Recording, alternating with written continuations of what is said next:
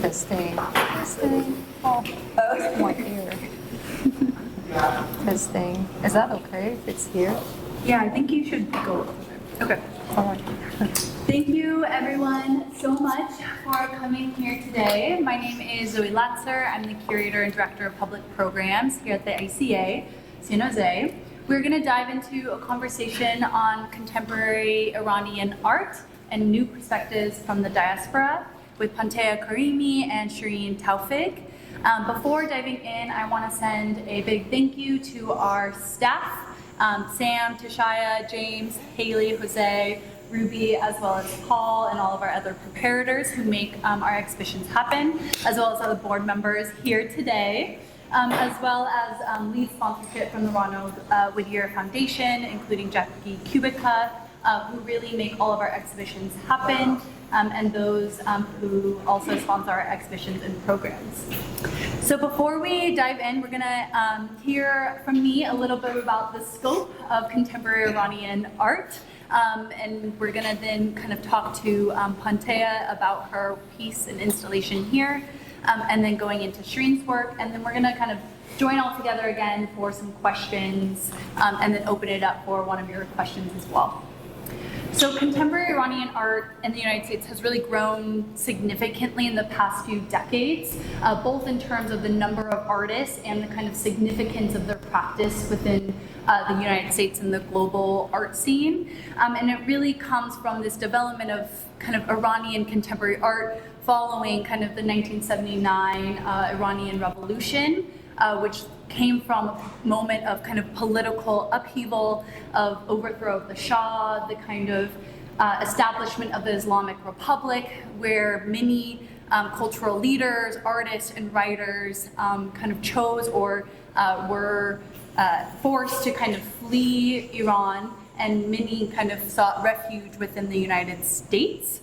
And many were either trained in Iran and kind of grew up in this kind of 80s and 90s context, really growing established within the kind of global art scene. And some are also contemporary artists in the Bay Area and all over, really kind of finding prominence within the field. And some are also second generation, really dealing with the kind of effects of war and history, and how do we kind of come back to and negotiate these kind of larger topics and themes. And through this kind of post-1979 Iranian Revolution, there was a huge kind of shift from a more Americanized culture and acceptance. My mom lived in Tehran as a child, and so I got her kind of perspectives of growing up there for a few years, and this kind of shift that really happened. And we have two kind of artists here today who are bringing kind of different perspectives and show us the kind of complexity that Iranian artists really discuss and negotiate.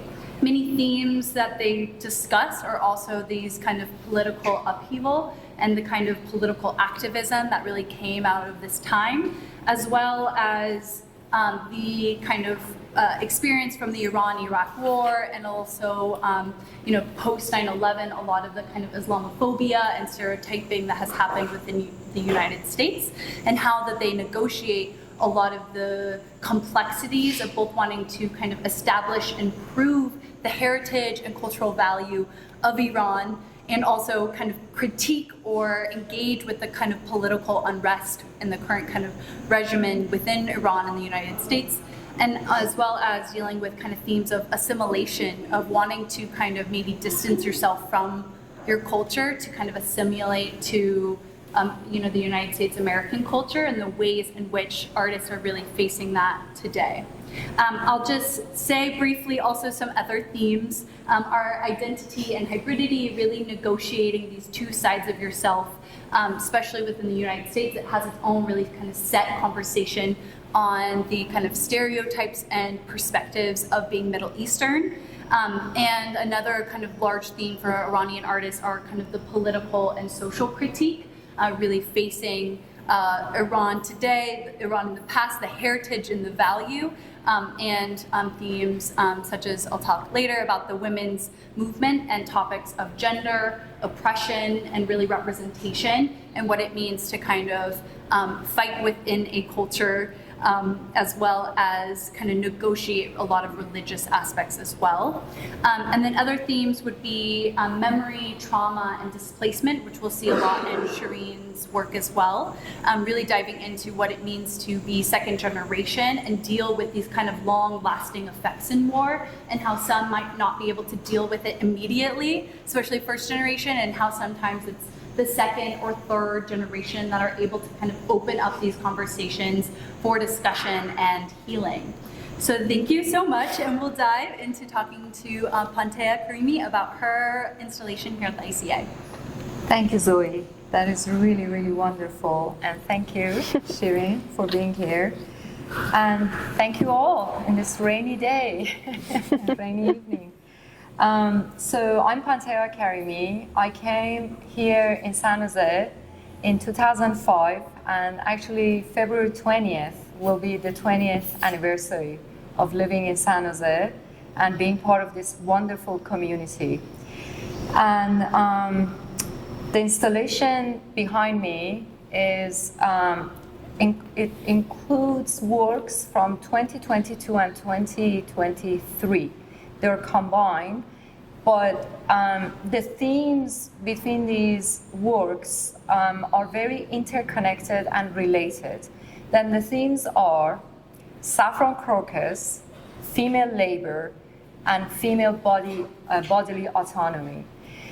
When I started researching about the saffron at the UCSF archives, I saw a lot of different representations of saffron crocus, but then saffron is one of those spices that the majority of it is produced and cultivated in Iran. I started researching how this whole process happens, and I found many different aspects of it that I did not know before. Saffron in Iran is cultivated and is being picked by women. For 1 kilogram of saffron, 150,000 flowers must be handpicked. And this labor-intensive work is done in the very late cold season in the northeast of Iran. And then Iran is under sanctions because of the theocracy, and saffron is being packaged and sent out of Iran, but it will be labeled as another country's saffron because Iranian farmers cannot send directly to the market. When I was just looking at all of these research, I thought that, wow, I've known saffron since childhood. It's part of my culture, cuisine, we eat it. This must go behind a shrine. And that's what you see on the walls. The two shrines that you see, they are celebrating saffron and saffron crocus as a saint. And the threads that you see that are hanging from the shrines, they are the votives that people go to shrines and they just make a knot and make a wish. And I knotted all of them, and there are 450 on each. That marks the 1 gram saffron. You need 450 threads to make 1 gram. So I'm just bringing this cultural ritual and kind of connected with the female labor and all of that. And then in the center, there's another shrine that celebrates the Iranian women's bravery and the basically Iranian women's demand for bodily autonomy. In 2022, Mahsa Amini died in the morality police custody because she didn't wear her hijab properly on the street. So in the Bay Area, a few women volunteered to cut their hair, and that's what you see actually in the middle of the queue.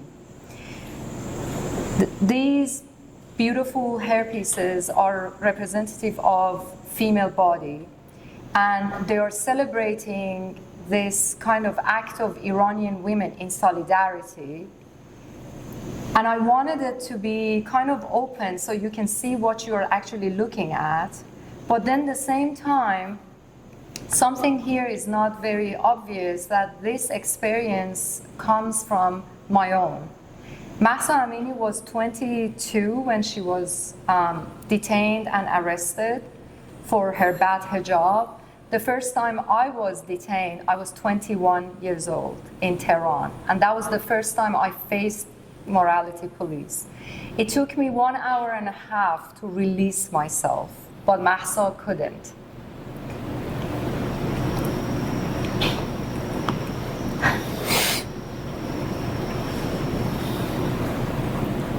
In 2022, when I remembered my own experience, I had to create this piece. And this piece is actually sitting on a Persian carpet that was woven by Iranian women in a village outside the city I was born, the Qashqai women. And the carpet was gifted to me when I was 5 years old.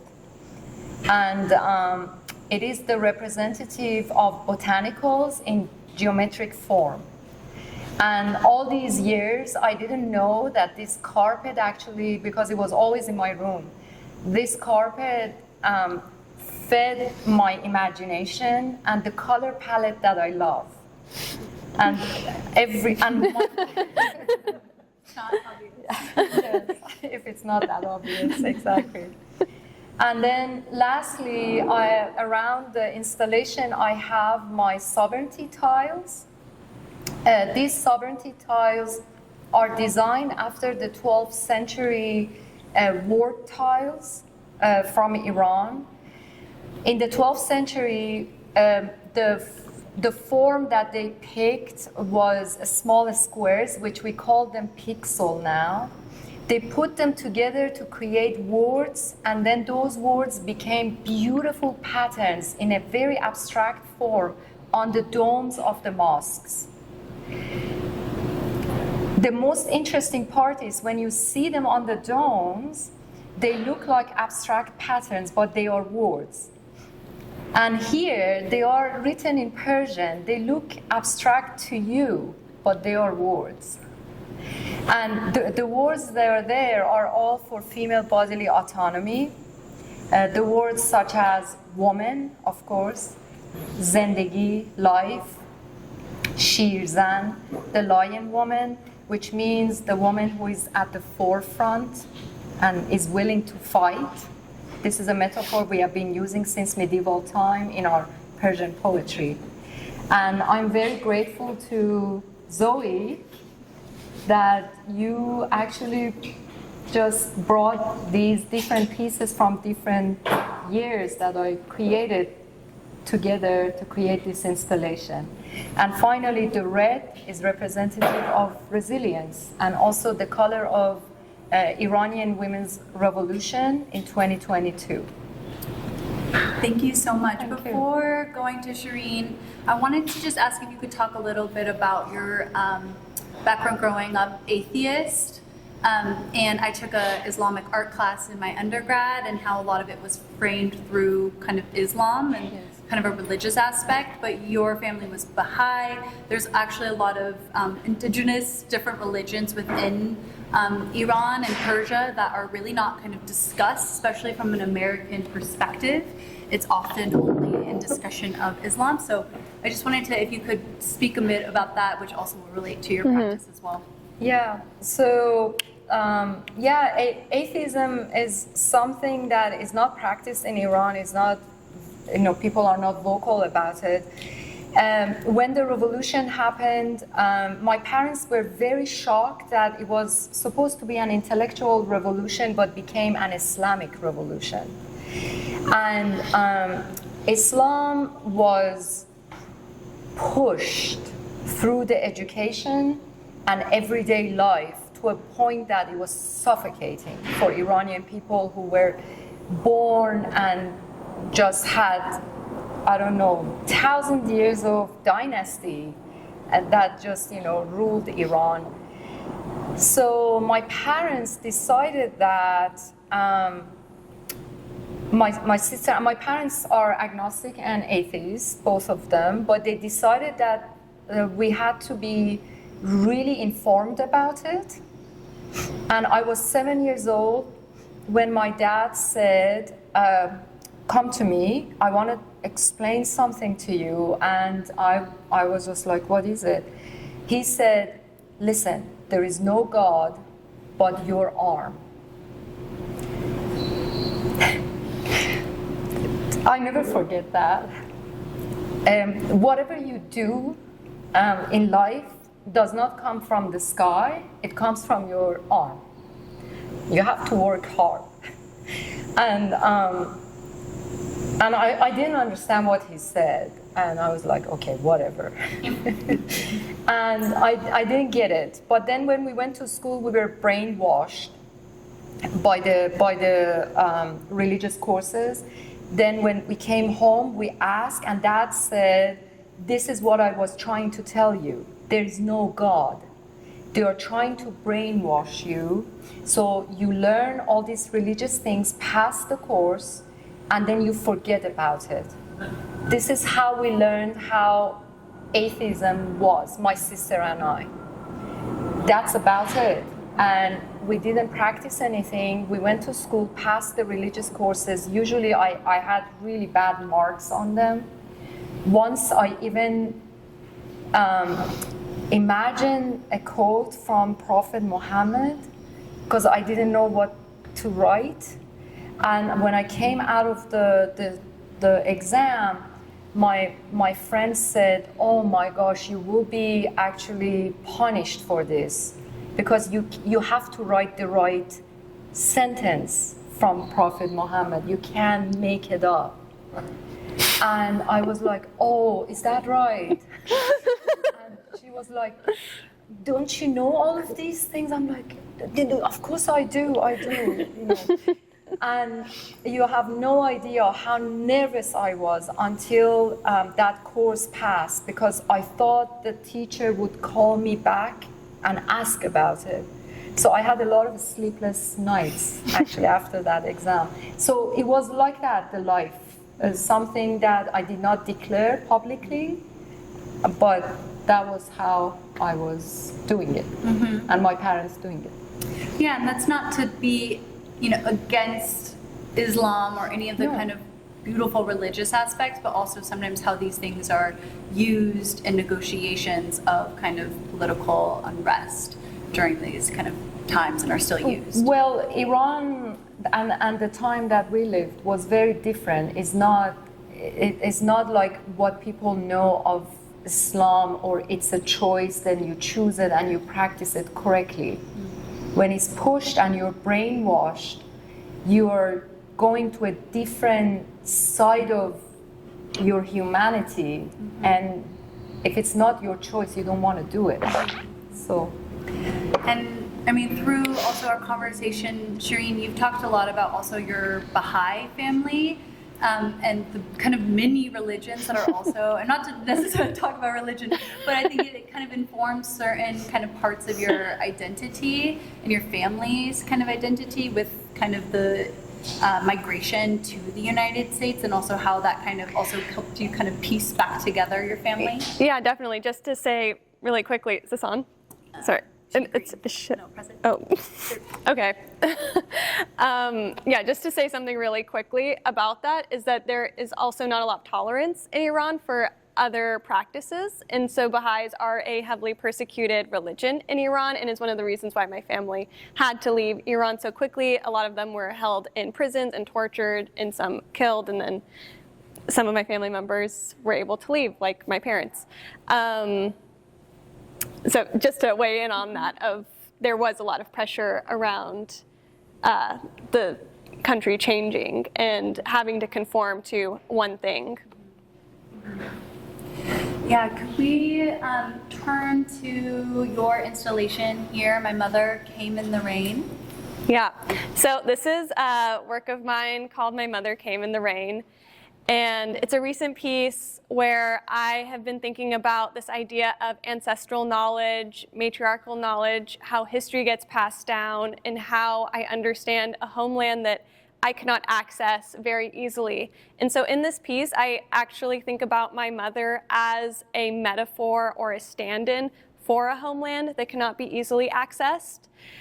And something that had happened when I was younger as a child, my mother she's been through a lot and wasn't really a traditional mother in many ways, and had a cold demeanor and wasn't fully nurturing, but there was something in me as a child that when I would see her, I knew that if I could just see one photograph of her at my age, that I would know her in some way. And whenever I would ask her about that, when I was a child in the 90s, she would always say, no, the only thing I wish I had were my family photographs, but they left as refugees and came with nothing. And so what she had left around the 1979 Iranian Revolution, and at that same time frame where I was asking my mom those questions 20 years later, this random man was walking in a suburb in Tehran, an hour from his home, going to see a friend. And as he was walking down the street, he noticed that they were throwing away the contents of a deceased man's home into the garbage. He feels compelled to look into this garbage, and when he does, he sees a family photo album, and he opens it up and sees a photograph of a Baha'i shrine. He himself was also a Baha'i, incidentally, and he took this family photo album and thought, I might find out who this belongs to one day, so he took it and stored it in his mom's attic. He forgets about it, and 20 years pass. And he goes to a Baha'i conference in England where he meets my great uncle from Germany, who's a very social person, and says to him, oh, you're someone who goes to Iran all the time. The next time you go home, could you tell me if I still have land there? And he says, okay, and takes his name and number. And when he goes back home, his mom is asking him to help her clean the attic. He's taking this photo album from one shelf to another, and one photograph falls to the ground. And it's a photograph of my great-grandfather. On the back, there's a letter from him to my grandfather saying how this photograph should stay in our family for at least 7 generations, something that actually feels really strange to write on the photograph. And this guy says, oh my God, the last name here is the same as that man that I met. So he calls my great uncle and says, sorry you don't have land in Iran, but I have these photographs. Do you know who they belong to? And he says, that's my brother. He's been living in California. He says, really? I've been living in California for the last 20 years, and we find out 20 minutes away from us.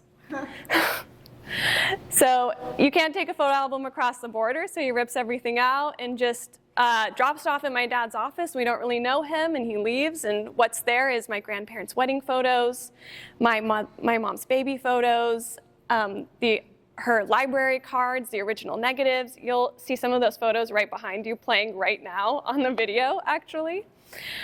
And so that's a little bit about how I started thinking about this piece. Even though I got the photographs, and it did change my relationship with my mother in a lot of ways, where there was this openness, this vulnerability. She wanted to share with me finally some of this history and stories of what had happened to her in Iran for the first time,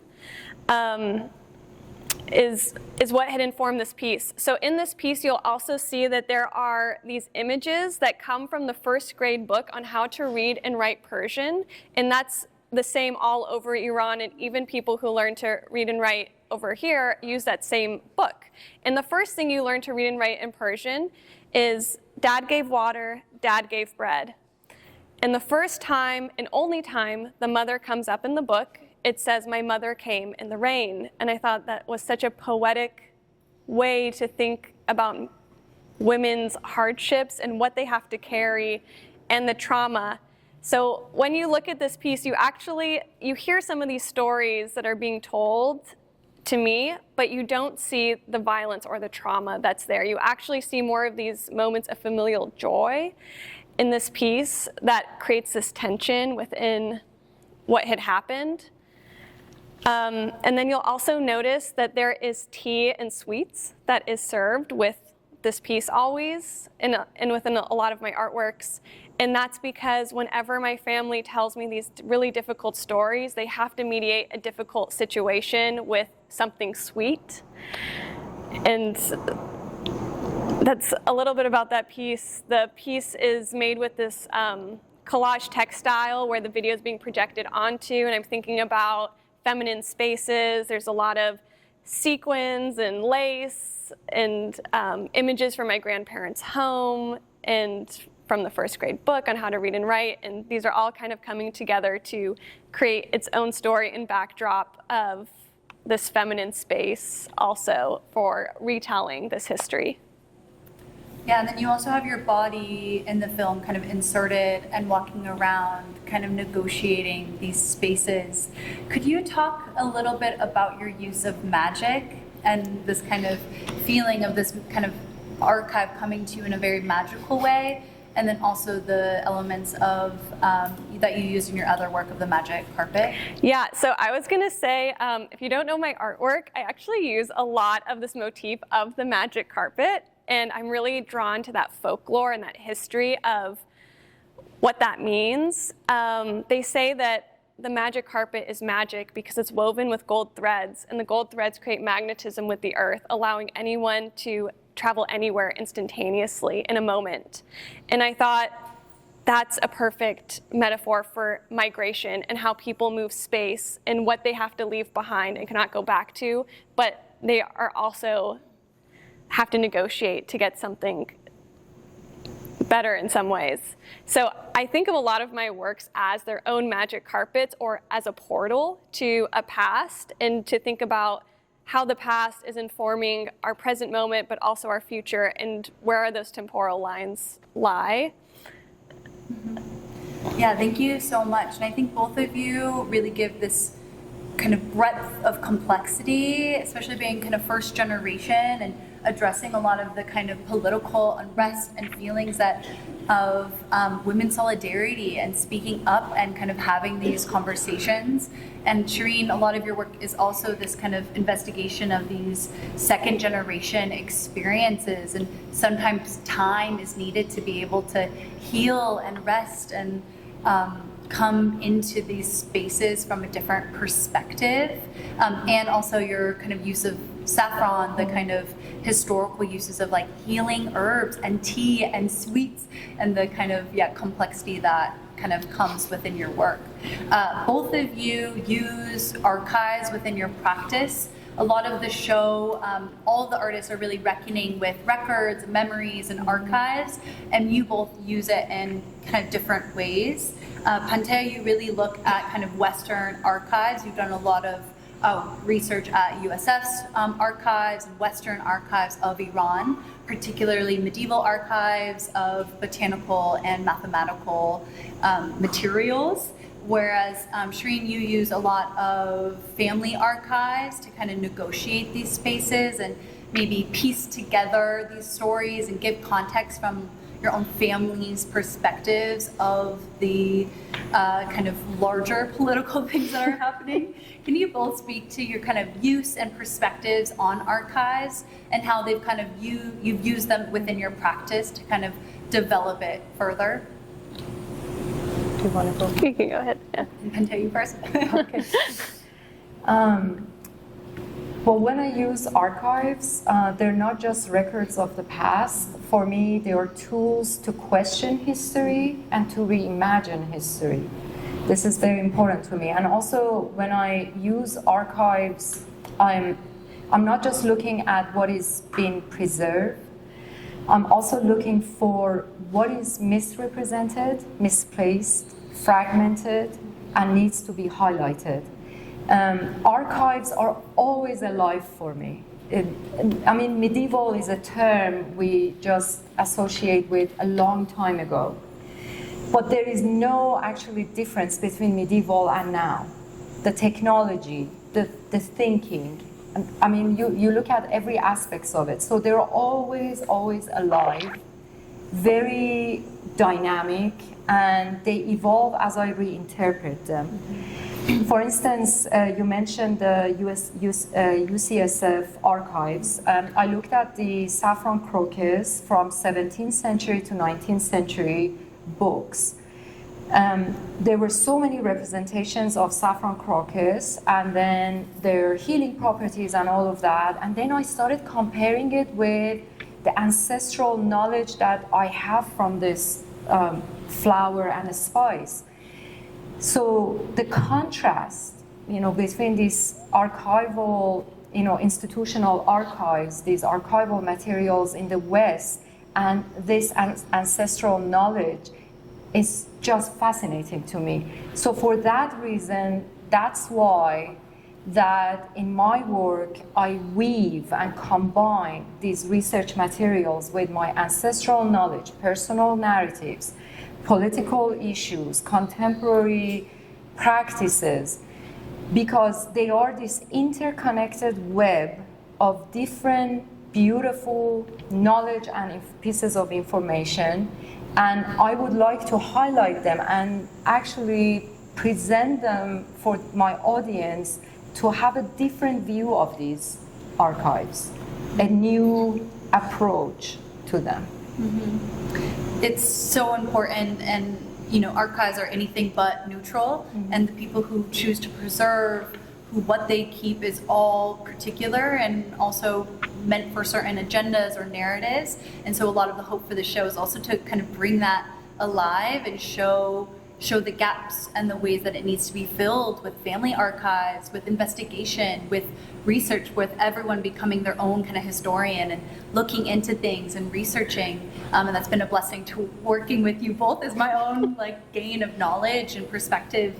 And I think it's just so important to also see the way that family archives are so important in giving a lot of kind of context and the ways that this subjective experience also really needs to be inserted into these larger subjective or these larger narratives.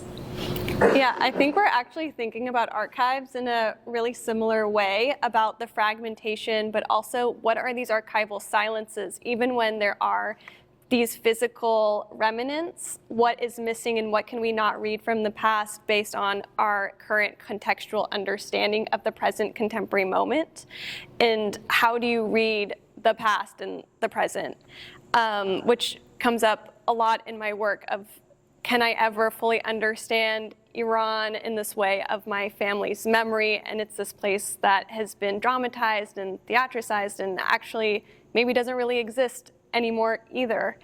And if I was to go there, it wouldn't be there.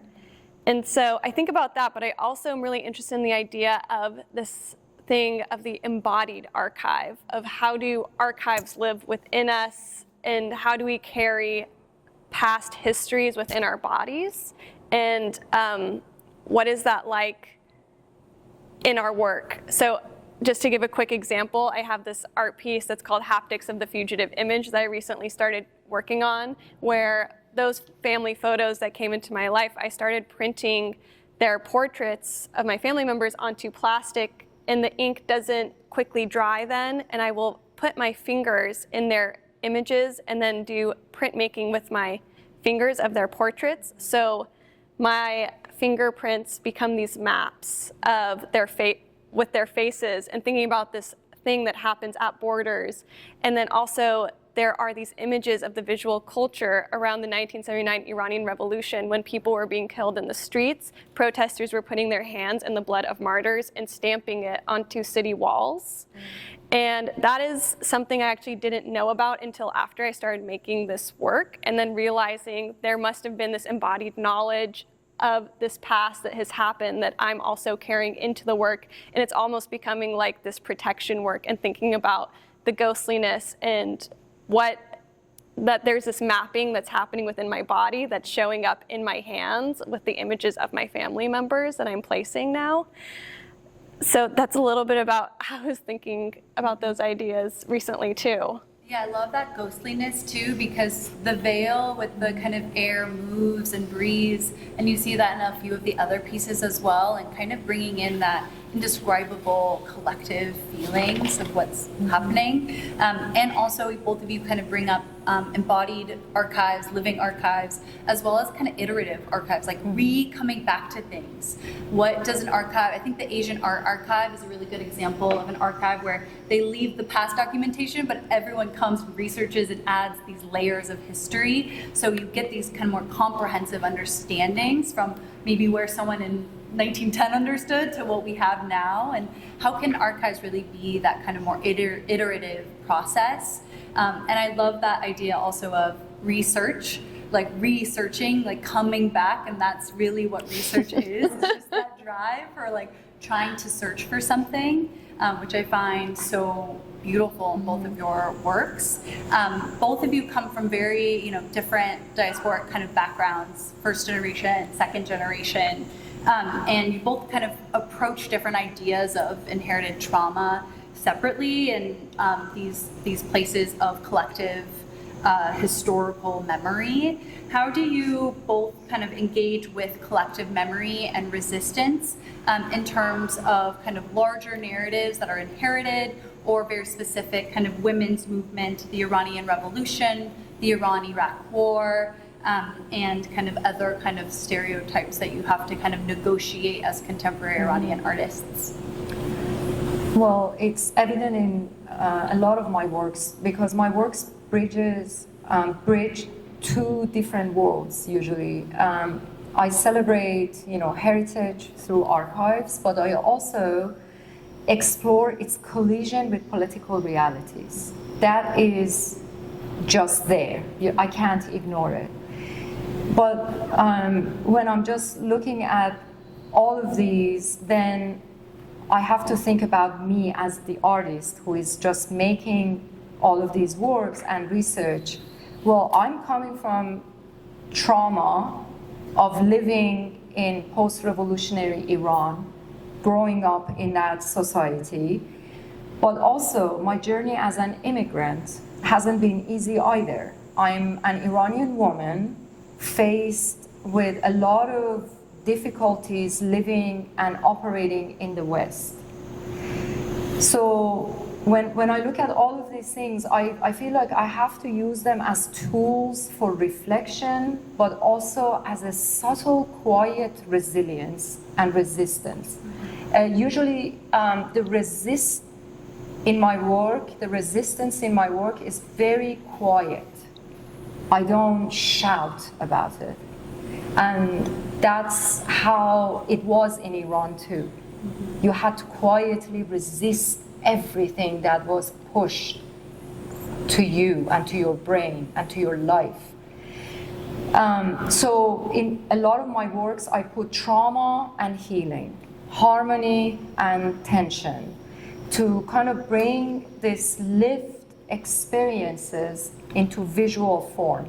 For instance, in the work that is behind me, I'm pairing this healing and sainthood of saffron with female labor and the intense red that is representative of resilience, or the delicate hairpieces representative of female bodies are paired with shattered glass, broken, sharp glass, and they are pinned to these broken glass pieces.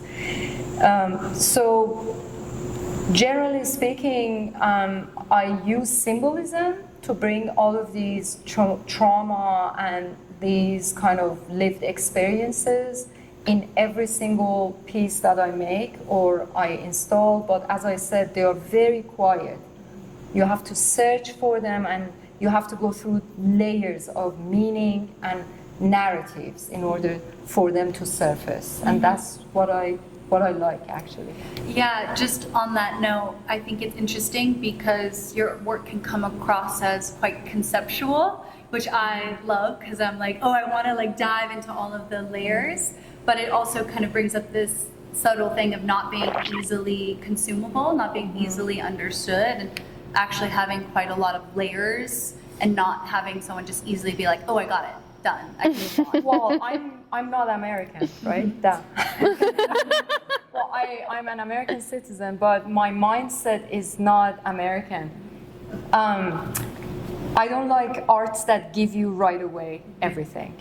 Art has to engage you. You have to spend time with it and figure it out. Find, put yourself in there.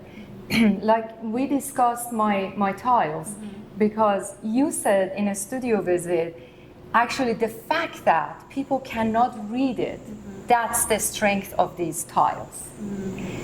It says something important, but you can't read it. Find out. You're not curious, you're not an art lover. You're not an art museum goer. I'm just seeing it that way. Yeah.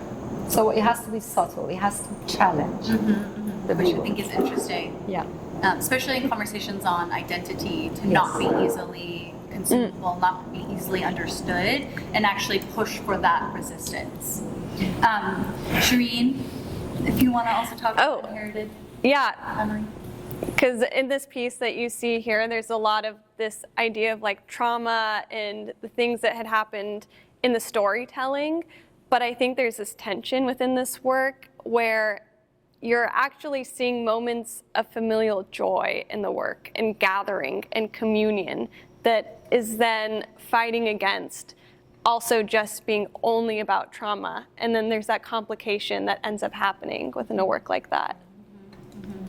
Your work also brings up kind of somatic work of like what is stored within our bodies and what work do we also need to work to do to release these things that aren't always on the surface. Yeah, and then there's also that comfort that happens within the piece where you're hearing the sounds of the kitchen and people pouring tea, and then there's the being able to drink a warm cup of tea in a comfortable beanbag kind of chair where you're able to relax for a moment also and not have to be in that fighting mode for trauma also. Yeah, and think about our own relationships with the prompt to our own relationships to home and homeland, and where these are real spaces and imagined. Yeah. And the kind of more imaginative aspect to your work. Both of us in conversation have also really talked about this being perceived as other within kind of Western art world and perspectives, and in part kind of this otherness of not being able to visit, and also these kind of stereotypes of being Middle Eastern that kind of have us, come through a lot of culture, and these kind of tension also of addressing kind of surveillance, censorship, and a lot of these kind of other kind of topics within these larger topics of otherness. How do you both kind of explore and challenge these notions of otherness? And how do you kind of negotiate your identities from an often kind of misunderstood culture? Pantea, you first? Sure. I mean, first of all, I don't submit to the idea of Orientalist identity. I absolutely resist that. When I view a new culture, I usually look for similarities rather than differences. I believe otherness arises when one does not want to explore the unknown. And that's the whole excitement that one can miss, right? So as an Iranian artist in the diaspora, I'm well aware that my culture is being represented in the media or misrepresented in the media. That's the most direct way to talk about it, and it's reduced to political narratives only. So as an Iranian artist living here, I try to humanize Iranian archive, make it accessible to my audience, make it relatable. Is all shared experiences after all. Is about, a lot of it is about humans, But then in the work, I don't try and I never separate politics and culture. I let both of them just be there and just mingle, and that's why it becomes very, very layered. I think by reclaiming this kind of history through this Western archive, because I can't go to Iran, so whatever I research is preserved in the West. by reclaiming that, I'm also resisting this idea of otherness.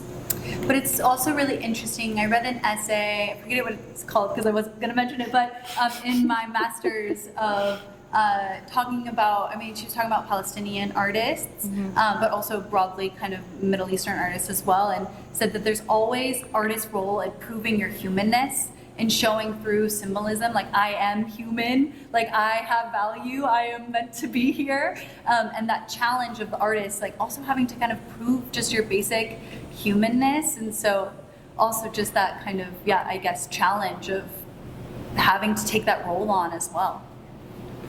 True, but I do whatever I want. Yeah. I'm absolutely give myself freedom to research, to create, to say it the way I want it, and I push people to understand it the way I want them to understand it. I don't give usually people or the institutions what exactly they want. I know what they want. They want me to talk about an Iranian woman who does not have voice, who does not have this, bravery to say this, to do that, she's covered. I grew up as an atheist. I did not cover in Iran. Of course, in public, everybody has to cover. You go to Iran, you have to cover. I mean, not maybe anymore, because of after that 22 revolution, Iranian women did. There are a lot of more freedom right now. But generally speaking, I do what I want to do, but the human part of it is always important, as you said, because it's what it brings it to life and what it brings it to that conversation that I'm expecting from my viewers. But I think that also just fits into the more conceptual leaning of not being easily consumable. So you're discussing it without having it be easily understood too. Do you want to talk a bit about? Yeah, I wanted to touch on that question about my relationship to Iran and assimilating as a second generation here in the United States, because I think I come from a totally different place than you do. I was actually born in San Diego and have lived in California almost my whole life too. And I actually wanted to preface this with kind of a funny story of trying to assimilate. And when I was a child, I felt different in some way, but I didn't know what that was really. And every day my mom would send me to school with our leftover dinner, which was Persian food, to school. And I just kept begging her, please send me to school with a peanut butter and jelly sandwich. I really just want that. And finally one day, I remember she said, okay, I'm gonna make you a peanut butter and jelly sandwich today. What she did was, I went to school and I remember being really proud and taking out my lunch, and everyone says, what's that? It was a crunchy pita bread with the homemade sour mulberry jam from our backyard that my mom made. It did not really resemble a peanut butter and jelly sandwich, and I think it was in that moment I realized, okay, there's always gonna be something that ties me to being Iranian. Mulberry jam. It was the mulberry jam, yeah. And so for a lot of my life, I still want to assimilate. I didn't really care about where my family came from or what Iran was. I knew I just did not want to be that for a little bit. And it wasn't until I was older and after I did my undergrad and I was working at my dad's office for a little bit. A lot of my family members worked there, and we would sit together for lunch and they would share stories about their life. And so I made my first art piece that was these Persian calligraphy pillows that said, I want to go home, out of an old tablecloth. And I remember my brother saw it and he said, why did you make this? You're not even Iranian. And I think there was this moment where I realized, we have this intersectional identity. I knew that he was really affected growing up in the wake of 9/11 and, not wanting to be associated with our culture in many ways. And it was at that moment that I realized if no one cares about immigrant and refugee stories or documenting them, then they will just be forgotten. And my family's history will be forgotten. And that's when there was a shift in my artwork and thinking about, assimilating isn't important to me. I'm actually, what does it mean to be authentic? What does it mean to be Iranian? Or what does it mean to be American? I don't think authenticity really matters, and it's not a thing to think about, that you can reside in multiple worlds. And that might lead to a very productive third space. Yeah, what does it mean to take up that kind of third space? I mean, there's like third space theory that you can dive into, but there's a whole kind of, discussion of this being neither here nor there, and this kind of space, which leads to kind of a lot of my next questions of, how does your artwork really reflect these complexities of not being from a place or from a certain other space, and how do you balance the kind of personal perspectives with the kind of collective in your art, and particularly in relationship to your Iranian heritage and the kind of broader diasporic experience? I'm going first, yes. Right?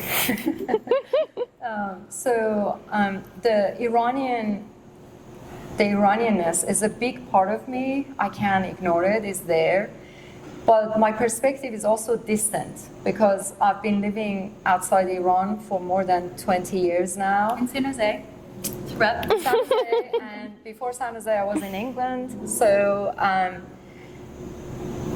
this is really interesting. When I research and I prepare my artworks, I consider the American context, the American identity, but then I also think about the Iranian side of it, and I become so responsible. It is a huge weight on me, and I start to become even more curious, as if I don't even know Iran.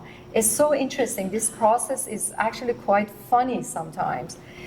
But when I research medicinal botany or medieval geometry, it's not just these are not just topics that I'm interested in because of my family and my upbringing and all of that. It's also there's this moment that I think about them as an artist in the diaspora, how these topics constantly evolving, and they go through different meanings because they are my sense of pride, but then at the same time they hold layers of loss, memory, nostalgia.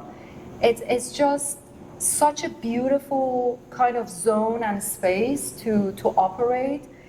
But then you ask about home. Home is rooted for me in this medieval archives and in this past, but yet in this moment, as I'm evolving and living this life outside Iran and going away from it as I'm getting older.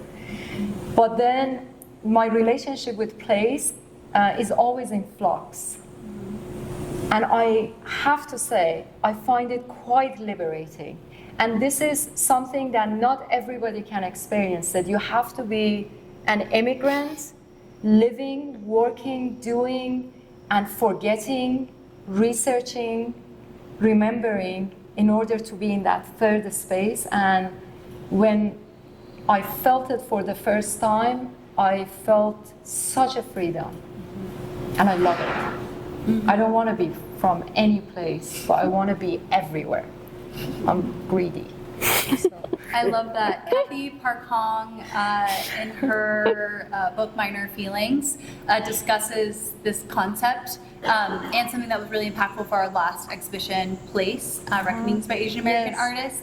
And she discusses when working, and this has inspired me as a curator, when working with others from different cultures, how can you actually leave gaps of space so their voice can come in and fill those spaces and make it full? And this kind of understanding of, leaving gaps, leaving spaces open, and not projecting conversation on top of, but being in dialogue, opening up the space, which I find really important. And it is a process. It doesn't happen right away. Yeah, I also am thinking from a place of a second-generation migrant in understanding place from that point of view, and maybe not ever fully being able to understand Iran or what my parents went through and the trauma that they had themselves. But I see my work as this point of departure for understanding migrant stories and where we can go from there too, and how I understand their history through my relationship to them, to their migration. So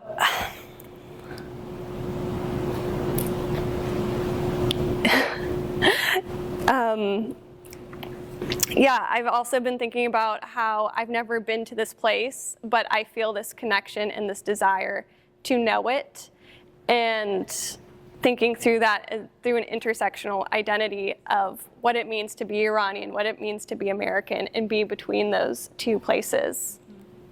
Yeah, and I think it's so important, especially as kind of Iranian women artists, you often deal with a lot of themes of oppression and censorship, surveillance, and also kind of closing yourself off, like, from feeling some of these things that are quite heavy.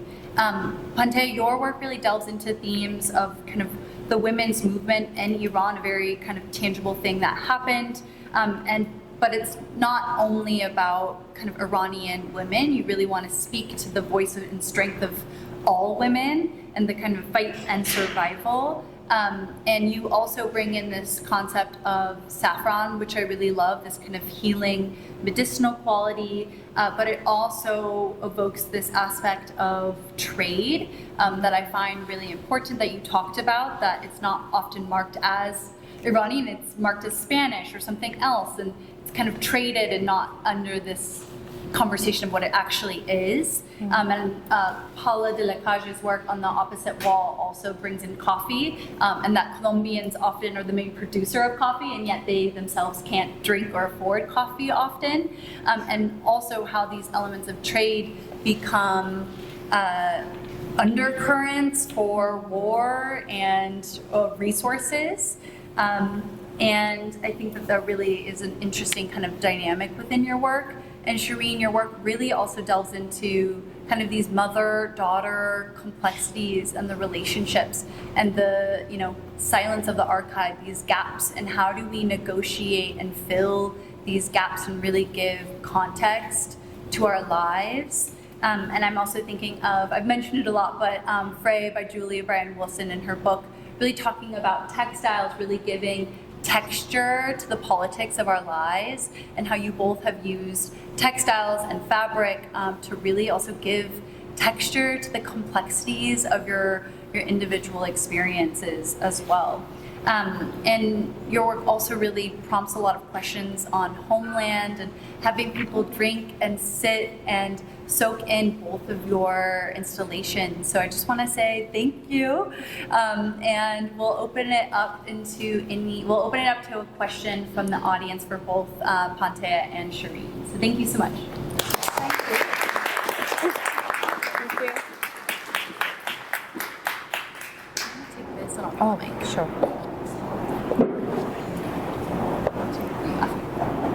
Is it on? Yeah. Pantea, it's more of a comment, but you were talking about looking for commonality to chase away a sense of otherness. And the pieces back here, when I first saw them, it evoked in me, I grew up Catholic, and it evoked in me the screens you see are barriers over windows in cloisters and the missions and confessionals and all over ancient, old Catholic structures. So I thought that was really interesting what you said about the commonalities. Yes, Yeah. that is. They are actually beautiful. Because I grew up as an atheist, I don't have any relationship with these beautiful religious structures. I only see them as handcrafted, beautiful human creations. This is actually another side of this life I had in Iran, that religion is everywhere, and you look at it as only beautiful and nothing else. So when I wanted to create these shrines, I designed them myself. They are based on Iranian shrine facades, and I thought about that. because in churches, I'm really attracted to the beautiful crafted pieces and also the color gold you were just talking about.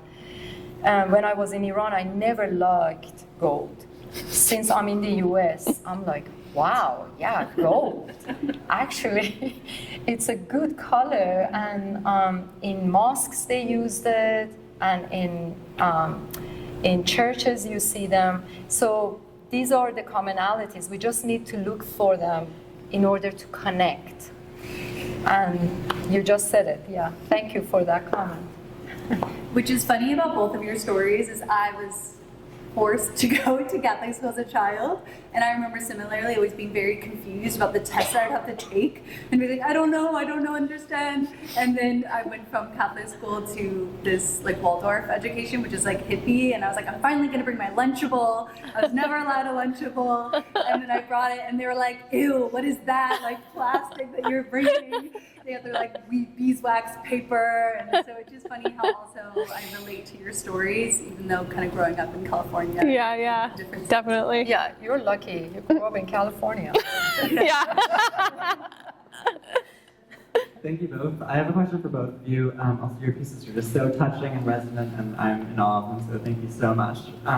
Shirin, you mentioned like kind of, I really relate to that kind of self-erasure of like growing up, and like there's obviously like some sort of dominant like sociological explanation for why we do these and why we feel influenced to do this. And like the video art piece I was telling you about that I worked on, like it was exploring my resentment for kind of already missing out on a part of, I think, what makes me me, and then wondering why I did that. And does resentment ever factor in for you, or is it more of like a journey of reclamation?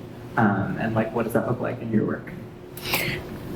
Yeah, I think for a long time growing up, I felt like angry that I wasn't American enough, and I even hated my name because no one could say it.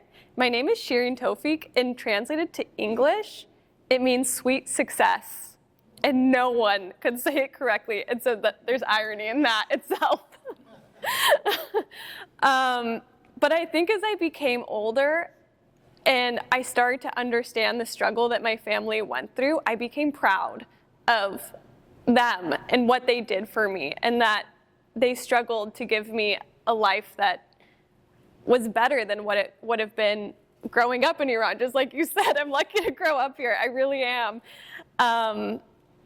So I think there's always this battle of like, especially when you're younger and feeling that resentment, and then realizing this is what makes me me, is having this amazing culture that I can tap into and I can relate to. And growing up, I actually refused to speak Persian, and I didn't want to speak at home. And I just thought it would make me more Iranian, which I didn't want. And it wasn't until I went to college and I decided to take a Persian class and reclaim our language and be able to speak it again. And I realized that there was this power in relearning language. And then I use a lot of the Persian language in my work now. And I realized that the language felt like a home for me, that I felt very comfortable. I felt different than when I speak English. English is my main language, but when I hear Persian around me, I feel so different, like this comfort and safety suddenly. And so that's where I'm at now with all of that, yeah. Yeah, and I'm opposite that. I loved English when I was in Iran. That was my favorite second language to learn. I loved French and English. But English, wow, it was fantastic. Like nothing was wrong with this language. And speaking of names, all Iranian names have meanings. My name means all the gods. And I grew up as an atheist. No pressure. You say all the gods? Yes, all the gods. All of them. It comes from the Pantheon, essentially Greek name. And And the way I never resisted any culture in my life and any country. Only the governments resisted. Oh, you can't go to this country. Oh, really? Why? You're just like, oh, because I'm Iranian. Oh, okay. So then it became a problem. But me, no, nothing. I don't have any resistance towards any culture. Anything that is new is very, very exciting. As I said, I want to be everywhere. I feel like I'm a little character that I can be anywhere in any place and communicate with anything. And this is how I am.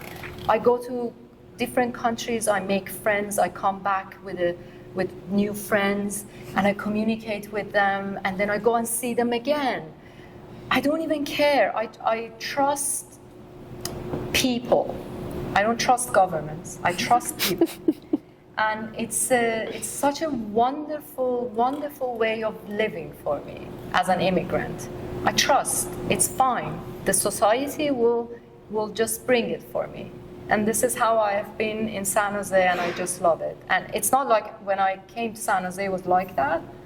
And I was shocked. I came from England to totally different place, but gradually it just started speaking to me, and all is fine. Yeah. One more question. I had a question for you. Sorry. I was talking to Haif Karaman about audience. We had this conversation about where does the context of the audience matter when you create work? And for her, it was of course, I just paint. I paint my, when I'm feeling deeply, and I do it in a vacuum. I don't care who sees it. Right, it's just me. And I was like, that's really true. And she used to be a designer, and I'm a designer. And so we were talking about sometimes we, in the back of our minds, that can come into it. But you mentioned that you kind of think about audience sometimes, and you make what you make anyway, regardless. But you think about that, and I'm wondering what does that look like when you think about audience? Because I sometimes think as a Muslim in this society, I'm almost what am I doing if I'm making this work for an American audience? I'm talking to them. And I don't, sometimes maybe I want to say something to them, or I don't want to say something to them, but what does that look like? And it does change a lot for me. I struggle to think about it in a vacuum. I think about the audience as I'm going to have an audience, and I care about that group to see my work. I don't care if they don't understand the work. They have to understand it. Because I'm the creator, I decide what I put out, and this is my whole being. I care about it. Therefore, you're my audience. You start caring. You don't, then my work is not for you. Otherwise, you would start caring. When I create the work, I only think about what I want to do. But I know that it will have an audience. So there are certain moments that I feel should I just make this a little bit more, this and that and that? These are very subtle changes if I go there. To me, that an artist should do the work, But art has to be seen. A professional artist works, they work for people to see it. So there's always an audience. Thank you. Yeah, you're welcome. Your question also makes me think of Brian Keith Thomas, who's a Black assemblage artist in San Francisco, and he was in conversation with another artist who uses family archival images. And he's like, I don't know how I feel about selling these works or sharing them. And he was like, no, I want it in the White House. I want my work confronting people. I want it to take up space and be there. And I just like this negotiation of being I don't know how I feel about sharing, and then this other no, I want it to take up space. I don't care that they might not understand right away. They will infiltrate and take over, and give different perspective to them. That's right. Yeah. Any last question? Hi. Hi. First, I want to really thank you guys for the personal perspectives. I also, like another, grew up Catholic, and the plan was for me to be the priest of the family, and that was Wow. my mom's idea, and she did not challenge me, but did not support me or challenge me when I became atheist in my teens, and I didn't have a reference for that, and it's really beautiful that also it was just me and my mom from 10 years old on, and so I really absolutely appreciate this work. Two quick questions. One, Pantea, you're in and curator of an exhibition just like 3.5 blocks away at Work San Jose. And so I see like overlaps here in language and pattern and that to that exhibition to this exhibition. And so I'm wondering about your thoughts on the similarity differences between those, because that, as soon as I see both now, I'm trying to like parse that myself, And then for both of you, I'm wondering about this sense of being American, I've posted on social media when the flag is flying at my house, and friends say like, I didn't know that was your that was your political sense, It's like, well, it's my fucking flag, It's like I'm here. This is mine, and I will stand and sing the anthem at the Sharks games and whatever, It's like, it's not about politics. I'm here, And so I wonder if like, in that second question, has the current milieu changed or affected you in some way as perhaps more recent or that sort of thing, or your attitudes about that word American, and just the difference between what's here at ICA and what's at Works for you, Pantea. Thank you, Joe. We have a show. There are 2 curators at Work San Jose. The works are all mine. They all come from the same mindset, the same mentality. The only difference between these works and those are the color. But color I use as, color is content for me, always. Those colors at works are actually referencing nuclear power, facilities and yes, because nuclear power, nuclear facilities and all of those things are always in the news, that Iranian government are thinking about it, this and that and that. So this one is referencing the Iranian women revolution, and also color red as resistance and resilience. So they're all my work, and I'm absolutely hoping that people see the threads among these works, even when the colors are different, or they see slightly different patterns. So that's that. Hopefully it's all just coming together and one person did it. But in terms of the American, I just came from a country that does not have a favorable government to another one right now. It's, I think politics is always in flux, and we can't expect always positive turnout out of it. And living in Iran, it proved that this was not what we expected as Iranians back then. And as an American citizen right now, I can't expect everything to go as I want it. But that said, I personally feel very proud to be in this country. I've learned a lot. I've related to a lot of things that were distant for me before. And I have a good life, especially in the Bay Area, and I respect it and I love it, and I'm not going to leave it. And I'm going to fight for it if I need to.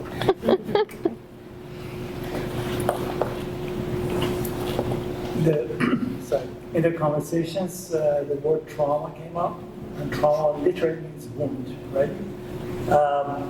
But there is an event that precedes it. Everybody talked about their experiences with the trauma, which was mainly, I would say, the experience with the events that caused the trauma. And I was thinking about what would actually heal the wound. At least my own interpretation or conclusion is that maybe it's artistic expression. Maybe it's what we are doing tonight that is the step to actually heal the wound. But You brought up the question, maybe you have a response to it. Yeah, that's a really interesting point and something that I thought a lot about for the exhibition as well. Because I thought, is it repair? Are you working to repair something and make it whole again? And I kept coming back to it being like, oh, it's not quite right. You're not really repairing something that doesn't leave the marks and the stitches there. I would call it channeling. I think healing is a process, and when you work as an artist, you channel a lot of those, difficulties that you're trying to put into the work. And that process of breaking it down through the process of art making, I think that is healing. But only artists know what it means. It's a difficult one to explain if someone has not done that process. And that's what I really also came to in terms of, mending and amending, of stitching something back together, what it means to kind of mend and care for something, and at the same time take it apart and amend it and be like, these narratives aren't quite right, or we need to feel it here. This tension of both mending and caring and amending that go hand in hand. Speaking of the words, maybe the traumatic event is actually the event that belongs to the archive, the other word I'm used to. Yeah. You guys asked the question about the word American to both of you, so I think it'd be great to hear your Oh, well, I guess I don't really think of myself as a nationalist in any way, and I don't really think of myself as belonging anywhere, but in... Definitely not a nationalist. No, yeah. But I mean, I definitely identify, I grew up in American culture, so I feel like I am part of how this culture is, and that it's actually very complicated, that meaning of what it is to be an American. And then I'm also within this idea of Iranian culture. One of my friends came from Iran who's my age, and she said, you've never even been to Iran, but you're more Iranian than I am. And I thought, what does that mean? And she said, your family has migrated from Iran, and they held on to their culture so tightly that you, their child, are like my parents. Like, you are like the last generation stuck in time. And so in some way, you are more Iranian and American at the same time. And so I thought that was a really interesting juxtaposition of where I lie culturally, too. Yeah, I think the complexities you both kind of bring up within your art practice. So thank you. Thank you all so much.